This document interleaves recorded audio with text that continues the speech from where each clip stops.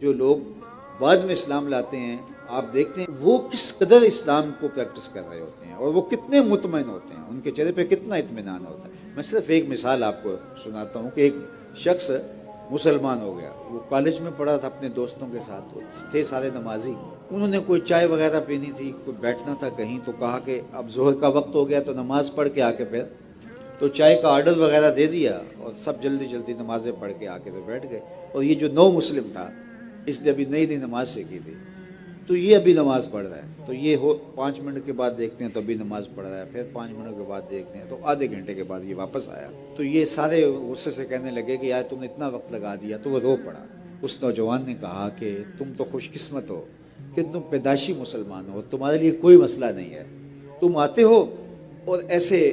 ہاتھ کانوں سے لگاتے ہو اور باندھ لیتے ہو، تمہیں کوئی مسئلہ نہیں، مجھے تو نیت سیدھی کرتے کرتے کئی منٹ لگ جاتے ہیں۔ جو بتایا گیا کہ کعبۃ اللہ سامنے ہو، تصور ہو، یہ ہو، نیت کا استحضار، اور جو بتایا گیا دین میں،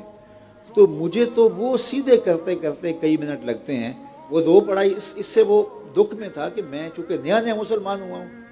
اور میرے لیے یہ مسئلہ ہے، اور تمہارے لیے تو کوئی مسئلہ، تم آتے ہو تو ایسے جو ہے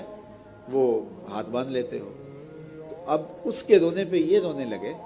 کہ اصل تو نماز تیری ہے، ہم تو اس کو عادتاً ایسا کر دیتے ہیں، اور جو تصور اور جو چیزیں ہیں اور اس کے اندر جو یکسوئی پیدا کرنے کی ضرورت ہے، اور ایک ایک لفظ کے معنی اور مطالب پر تفکر، تفحص اور غور کرنے کی ضرورت ہے، وہ تو ہمارے ہاں ہے ہی نہیں ہے۔ تو نماز تو پھر تیری ہے میاں، ہماری تو پھر نماز ہی نہیں ہے۔ تو اس لیے چونکہ ہم بائی برتھ مسلمان ہیں اور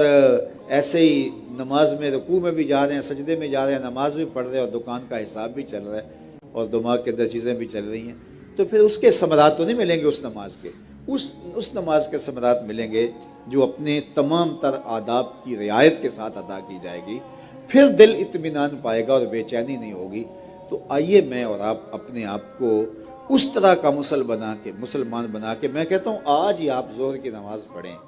تو یہ جو 4 رکعتیں ہیں ان کو ذرا اس انداز سے پڑھ کے دیکھیں کہ ایک ایک معنی اور مطالب کی طرف آپ کی توجہ ہو۔ تو ہم اگر ایک نماز بھی اس طرح پڑھ کے دیکھیں تو پھر دیکھنا نا زندگی کیسے ہوتی ہے اور کیا اس کی تمانیت ہوتی ہے۔